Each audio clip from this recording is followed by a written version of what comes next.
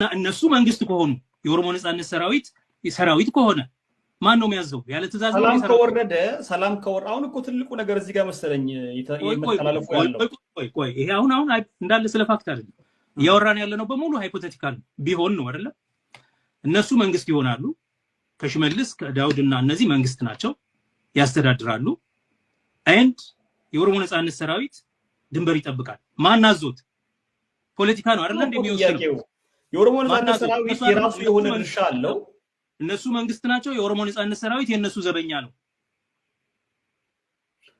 ዶክተር ተጅሽ ኦኬ የእርሶን ሀሳብ እንዳለ ልቀበል፣ ግድ የለም የህዝብ ያለውን ነገር ይፈርዳል፣ ያለውን ነገር ሁሉም ነገር በዛው ይሄዳል። እና እኔ የገባኝ ነገርና የተረዳሁት ነገር የኦሮሞ ነጻነት ሰራዊት እዚህ ውስጥ መካተት አለበት፣ ትጥቅ መፍታት የለበትም። ያንን የሚደራደርበት የራሱ መንገድ ይቀመጣል። ኖርማሊ እነሱ ይሄን ለማለት ነው። በመሰረቱ እነዚህ ቡድኖች በሰላማዊ መንገድ የሚታገሉ ናቸው። ሰላምን እናመጣለን እያሉ ሰላምን ለማምጣት ደግሞ ጦርነት እንዲቆም እንጠይቃለን። 4 ነጥብ ከመጠየቅ ያለፈ መንግስት የመሆን ስልጣን የመስጠት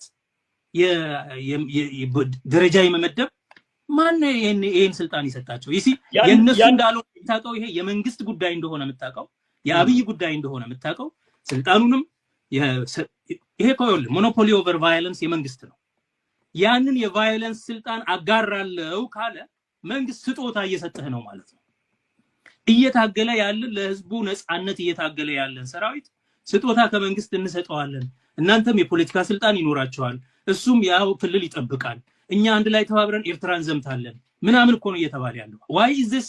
ይሄንን እንደ ክቡር ነገር ይሄንን ሸፍጥ እንዴት ነው እንደ ክቡር ነገር እንከላከልለት የምትለው? እኔ እያልኩ አይደለም። ሪያሊቲው ነው። ከርሶ ጋር በመከራከረው ልክ ከርሶ ጋር እንዲህ ግልጽ ሐሳብ የአይዲያውን የሐሳቡን ግልጽነት ለማምጣት በመነጋገረው ልክ ከሁለቱም ድርጅት አመራሮች እና የአመራር አባላት ጋር እከራከራለሁ። ፕሮፌሰር መረራ ወደ ፊልም መጥቶ ተነጋግረንበታል።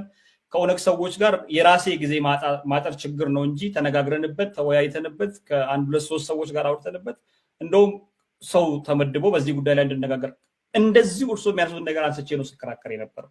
ይሄንን ነገር የምከራከረው የሐሳብ ጥራት እንዲመጣና ይሄ የሰሜኖችን ልንወጋ ነው ሰሜኖች ሊወሩን ነው የሚለውን ትርክት እነዚህ ሰዎች የምር ቢፈልጉት ኖሮ እስካሁን እዚህ የቆዩ ነበር ወይ?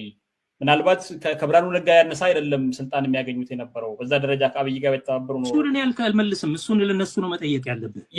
ይሄንን ነው እኮ እያልኩ ያለሁት። ያኔ ለምን አልፈለጉም? አሁን ለምንድን ነው የፈለጉት? እሱ የነሱ ጥያቄ ነው፣ ለኔ የሚቀርብ ጥያቄ አይደለም። በትክክል አሁን እኔ እያልኩት ያለሁት እነዚህ ሰዎች በፖለቲካ ደረጃ በሚንቀሳቀሱበት ጊዜ የሽግግር መንግስት ነው እየጠየቁ ያሉት።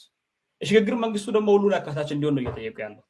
ከሁሉ የሽግግር መንግስት የሚያቋቁሙት የት ነበረ? የሽግግር መንግስት የሚያቋቁሙት ኦሮሚያ ላይ መጀመሪያ ኦሮሚያ ላይ ያለውን ጦርነት ለማስቆም ከዛ የሽግግር መንግስት በኦሮሚያ ደረጃ ለማቋቋም ከዛ በኋላ የሚከተለው የሽግግር መንግስት የሚባለው አንድ ሽግግር መንግስት ስርዓታዊ ሽግግርን በማሰብ የሚያሸጋግር ድልድይ ማለት ነው። ከየትኛው ስርዓት ኦሮሚያ ክልልን ወደ የትኛው ስርዓት ለማሸጋገር ከብልጽግና ወደ ፖስት ብልጽግና ነው አይደለ? እና የብልጽግና ስርዓት ምንድነው?